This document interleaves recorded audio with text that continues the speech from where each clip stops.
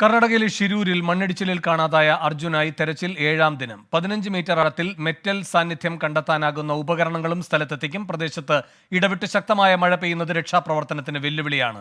ഗംഗാവാലി പുഴയിൽ scuba team തെരച്ചിൽ നടത്തുന്നു. രക്ഷാപ്രവർത്തനത്തിനായി കോഴിക്കോട് മുക്കത്ത് നിന്ന് 30-അംഗ സംഘം ഷിരൂരിലേക്ക് തിരിച്ചു. അരുൺ പൂപ്പറമ്പ കൂടുതൽ വിവരങ്ങളുമായി ചേരുന്നുണ്ട്. അരുൺ, ഈ റഡാർ സംവിധാനമടക്കം എത്തിയെന്ന് നേരത്തെ പറയുന്നുണ്ടായിരുന്നു. അതെത്തിയോ? എന്തൊക്കെയാണ് പുതിയ വിവരങ്ങൾ? വേണു, ആ റഡാർ സംവിധാനം സൈന്യത്തിന്റെ റഡാർ സംവിധാനമല്ല.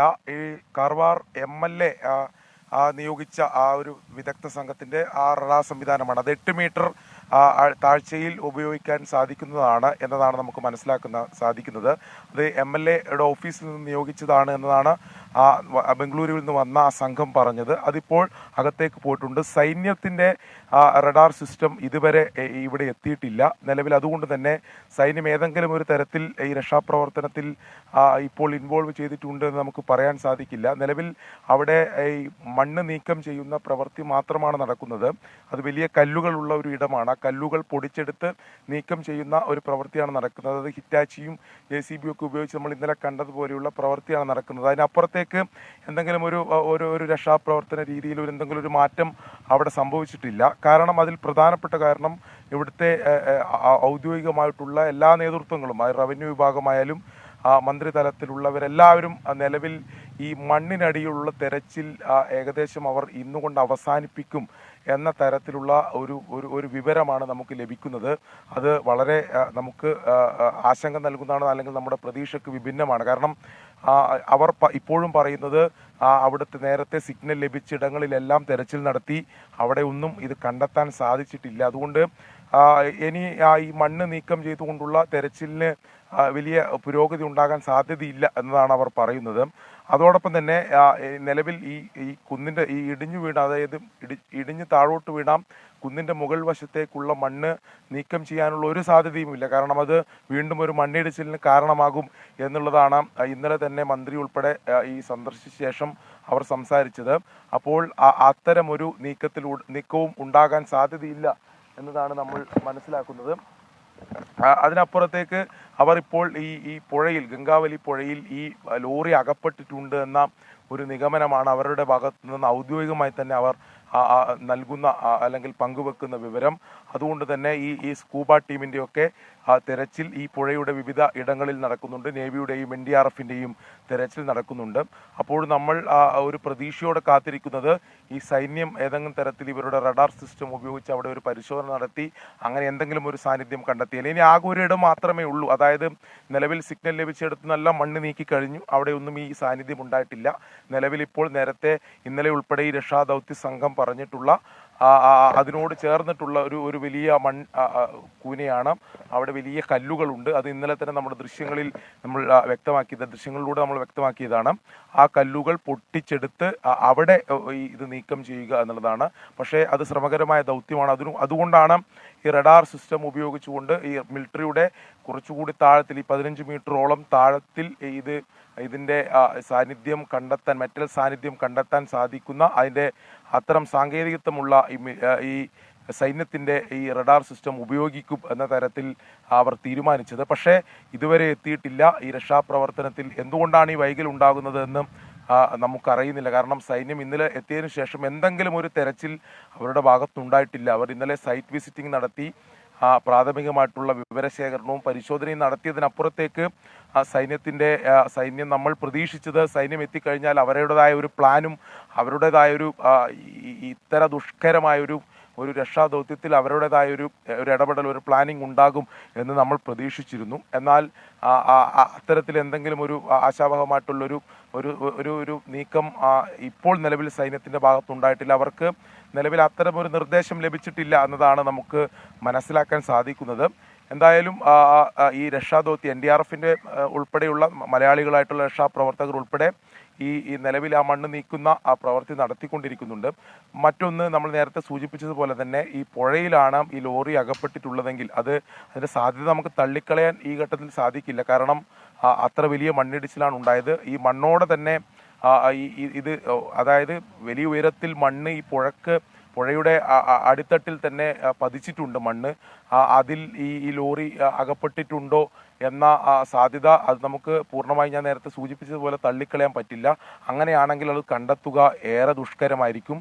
നിലവിൽ ഈ പുഴയുടെ ഒരു സ്ഥിതി, അതായത് കഴിഞ്ഞ കുറേ ദിവസമായി ശക്തമായ മഴ, അതായത് ഈ മലവെള്ളം പോലെ ഈ പുഴയിലേക്ക് ഒലിച്ചു വന്ന് നേരത്തെ, അതായത് ആദ്യ ഈ സംഭവം നടക്കുന്നതിന് മുമ്പ് ഈ ഉണ്ടായ ഒരു നിലയല്ല ഇപ്പോൾ ഈ ഗംഗാവലി പുഴക്കുള്ളത്. ശക്തമായ അടിയൊഴുക്കുണ്ട്, വലിയ ആഴമുണ്ട്. അവിടെ ഈ അടിത്തട്ടിൽ ഈ മണ്ണിടിച്ചിലെ തുടർന്നുണ്ടായ മണ്ണ് പതിച്ചിട്ടുണ്ട്. അതുകൊണ്ട് തന്നെ ഈ വാഹനം ഇതിലാണ് അകപ്പെടുന്നതെങ്കിൽ എത്രത്തോളം ദുഷ്കരമാണ് എന്നതാണ് നമ്മൾ മനസ്സിലാക്കേണ്ടത്. ഇപ്പോൾ നമ്മൾ കാണുന്നത് അർജുൻ്റെ ബന്ധുക്കൾ ഉൾപ്പെടെയുള്ളവരാണ് ഇവിടെ എത്തിയിട്ടുള്ളത്. അവർ ഇപ്പോൾ അങ്ങോട്ട് നടന്നു പോവുകയാണ്. അർജുൻ്റെ സഹോദരനാണ് ഇത്. അർജുൻ്റെ സഹോദരനാണ് നിലവിലിപ്പോൾ നമ്മൾ ദൃശ്യങ്ങളിൽ കാണുന്നത്. ഒരു പക്ഷേ ആ രക്ഷാപ്രവർത്തനം നടക്കുന്ന ആ ഇടത്തേക്കായിരിക്കും അർജുൻ്റെ സഹോദരൻ ഉൾപ്പെടെ പോകുന്നത്. അവരിപ്പോഴും വലിയ പ്രതീക്ഷയോടെ കാത്തിരിക്കുകയാണ്. അർജുൻ ഈ സംഭവം അവരുടെ അതായത് അവർ അറിഞ്ഞതിന് പിന്നാലെ അവരിവിടെ എത്തിയവരുണ്ട്. നമ്മൾ നേരത്തെ തന്നെ അവരുടെയൊക്കെ പ്രതികരണങ്ങളെല്ലാം കേട്ടതാണ്. അവർ ഈ സംഭവം അറിഞ്ഞ് ആദ്യഘട്ടത്തിൽ ഇതിൽ വലിയ അനാസ്ഥ ഉണ്ടായി. അപ്പോഴും അവർ ഇതിലെന്തെങ്കിലും ഒരു ഇടപെടൽ നടത്തണം, ഞങ്ങളുടെ ഒരു മനുഷ്യജീവന മണ്ണിനടിയിലുണ്ട് എന്ന് വിലപിച്ച് ഇവിടെ പോലീസ് സ്റ്റേഷനുകളിലും ഇവിടുത്തെ ജില്ലാ കളക്ടറോടുമൊക്കെ ആവർത്തിച്ചവർ പറഞ്ഞ് ആ ബന്ധുക്കൾ ഇപ്പോഴും ഇവിടെ തുടരുകയാണ്. എന്തെങ്കിലും ഒരു പ്രതീക്ഷയുടെ നാമ്പ്, എന്തെങ്കിലും ഒരു അവർക്ക് അനുകൂലമായിട്ടുള്ള അല്ലെങ്കിൽ ആശാവഹമായിട്ടുള്ള എന്തെങ്കിലും ഒരു വിവരം ലഭിക്കുമോ എന്ന് കാത്തവർ ഇവിടെ നിൽക്കുകയാണ്. നമ്മൾ ഉൾപ്പെടെയുള്ള മാധ്യമ സംഘവും ഇതറിഞ്ഞ് കേരളത്തിൽ നിന്ന് സന്നദ്ധ പ്രവർത്തകരായി ഇവിടെ എത്തി ഈ രക്ഷാപ്രവർത്തനത്തിലും അവർക്ക് പറ്റുന്ന രീതിയിൽ എല്ലാ സഹായവും എത്തിച്ചുകൊണ്ടെത്തിയിട്ടുള്ള വിവിധ സംഘടനകൾ ഇപ്പോഴും കേരളത്തിൽ നിന്ന് സന്നദ്ധത അറിയിച്ചുകൊണ്ട് വിവിധ സംഘടനകൾ കോഴിക്കോട് നിന്നും മലപ്പുറത്ത് നിന്നും കേരളത്തിൻ്റെ വിവിധയിടങ്ങളിൽ നിന്നും കാസർഗോഡ് നിന്നൊക്കെ വിവിധ സംഘടനകൾ ഇങ്ങോട്ടെത്തി അവർ ഇതിൽ തെരച്ചിൽ നടത്താം, ഞങ്ങൾ പുഴയിൽ തെരച്ചിൽ നടത്താം, ആ രീതിയിൽ എല്ലാ സംവിധാനങ്ങൾക്കും ഞങ്ങൾ തയ്യാറാണ്, എല്ലാ സഹായങ്ങൾക്കും ഞങ്ങൾ തയ്യാറാണെന്ന് സന്നദ്ധത പ്രകടിപ്പിച്ചുകൊണ്ട് ഇവിടെ എത്തുന്ന മലയാളികൾ അവരെല്ലാം വളരെ പ്രതീക്ഷയോടെ ഇപ്പോഴും കാത്തിരിക്കുകയാണ്. എന്നാൽ ആ പ്രതീക്ഷക്ക് നമുക്ക് ഒരു നല്ല ഒരു വാർത്ത അല്ലെങ്കിൽ നമ്മൾ ഇത്രയും ദിവസം കാത്തിരുന്ന ഒരു ശുഭകരമായ വാർത്തക്ക് അനുകൂലമായിട്ടുള്ള എന്തെങ്കിലും ഒരു ഘടകം നമുക്ക് ഈ 7ാം ദിവസവും ഇവിടുന്ന് പങ്കുവെക്കാൻ സാധിക്കുന്നില്ല എന്നുള്ളത് ഏറെ സങ്കടം ജനിപ്പിക്കുന്നതാണ്. നമ്മൾ ഏത് രീതിയിൽ പരിശോധിച്ചാലും നമുക്ക് ഇതിൽ എന്തെങ്കിലും ഒരു പ്രതീക്ഷ നൽകുന്ന ഘടകമില്ല. നമ്മൾ അവസാനം ഈ സൈന്യം എത്തിയപ്പോൾ അതിൽ നമുക്ക് വലിയ പ്രതീക്ഷ ഉണ്ടായിരുന്നു. കാരണം സൈന്യത്തിന്റെ ഒരു രീതി നമുക്കറിയാം. ഇതിനേക്കാൾ ദുഷ്കരമായിട്ടുള്ള ഈ ദുരന്ത മുഖങ്ങളിലെല്ലാം അവർ കാണിച്ചിട്ടുള്ള രക്ഷാപ്രവർത്തന രീതിയൊക്കെ നമ്മളുടെ മുന്നിലുണ്ട്. ആ പ്രതീക്ഷയുണ്ടായിരുന്നു. പക്ഷേ നിലവിൽ സൈന്യത്തിൻ്റെ എന്തെങ്കിലും ഒരു രക്ഷാപ്രവർത്തനം അവിടെ കാര്യക്ഷമമായ രക്ഷാപ്രവർത്തനം ഉണ്ടായിട്ടില്ല. അതിനുള്ള സാഹചര്യം അവിടെ നിലവിലുണ്ടായിട്ടില്ല. എന്തായാലും അവരുടെ റഡാർ ഉൾപ്പെടെ എത്തും എന്ന് നമ്മൾ പ്രതീക്ഷിക്കുകയാണ്. ഇന്നലെ അവർ അത്തരം ഒരു സംവിധാനങ്ങളും ഇല്ലാതെയാണ് ഇവിടെ എത്തിയത്. ഇന്ന് അത് എത്തിച്ചേരും, അവർ പരിശോധന നടത്തുമെന്നൊക്കെ പ്രതീക്ഷിക്കുന്നു. അതിനുവേണ്ടി നമ്മളും കാത്തിരിക്കുന്നു. ശരി, ഹാഷ്മി താജ് ഇബ്രാഹിമും ഷിരൂരിൽ നിന്ന് തത്സമയ വിവരങ്ങളും അയച്ചിരുന്നുണ്ട്. ഹാഷ്മി, ഈ ഗംഗാവലി പുഴയിലെ തെരച്ചിൽ എന്തെങ്കിലും പുരോഗതി ഉണ്ടോ? വേണു, ഗംഗാവലിപ്പുഴയിലെ തെരച്ചിൽ പെട്ടെന്ന് പുരോഗതി പറയാൻ സാധിക്കാത്ത വണ്ണം അതിസങ്കീർണമായ തെരച്ചിലാണ് അവിടെ ഇപ്പോൾ പുരോഗമിക്കുന്നത്. എന്ന് പറഞ്ഞാൽ ഈ പുഴയുടെ അടിത്തട്ടിൽ നിന്ന് നമ്മൾ ഈ പുഴ കാണുന്നുണ്ട്. ഈ പുഴയുടെ മുകൾത്തട്ടിൽ കാണുന്നതിനേക്കാൾ താഴെത്തട്ടിലേക്ക് പോകുമ്പോഴേക്കും അതിശക്തമായ അതിഭീകരമായ കുത്തിയൊഴുക്കാണെന്നാണ് ഡൈവർമാർ പറയുന്നത്. അപ്പോൾ ഡൈവർമാർക്ക് അത് ഉണ്ടാക്കുന്ന ബുദ്ധിമുട്ട് ചെറുതല്ല. എന്ന് പറഞ്ഞാൽ ഒരു സ്ഥലം ലക്ഷ്യമാക്കി, റിവർ ബെഡിന്റെ ഒരു സ്ഥലം ലക്ഷ്യമാക്കി ഡൈവ് ചെയ്യുകയും പക്ഷേ 10-20 മീറ്ററെങ്കിലും അകലേക്ക് മാറി തെറിച്ചു വീഴുന്നത് പോലെയാണ് ആ ഒഴുക്ക്. അതുകൊണ്ട് മാത്രമല്ല ഇതിനടിയിൽ വലിയ തോതിൽ വിസിബിലിറ്റി റേറ്റ് ഏതാണ്ട് 0-ആണ്, വട്ടപൂജ്യമാണെന്ന് തന്നെ പറയേണ്ടി വരും. കാര്യം ഇത്രത്തോളം മണ്ണ് നമ്മുടെ നാട്ടിൽ ഉള്ള കുത്തിയൊഴുകുന്ന പുഴ പോലെയല്ല, ഏതോ ഒരു തരം ചുവന്ന കളറാണ് ഈ പുഴയ്ക്ക്. അത്രത്തോളം മണ്ണ് ഇതിനടിച്ചിട്ടുണ്ട്. നമുക്ക് നേരത്തെ കാണാം ഇവിടെ ഈ പുഴയിലുടനീളം ഇവിടെ മണ്ണ് നിറഞ്ഞ് 10-40 അടി താഴ്ചയുള്ള പുഴയിൽ ഈ മണ്ണ് മലയുടെ ഒരു ഭാഗം ചെത്തി വീണ് മണ്ണ് നിറഞ്ഞ് മൺകൂനകളായി നിൽക്കുന്ന കാഴ്ച നമ്മൾ കണ്ടു.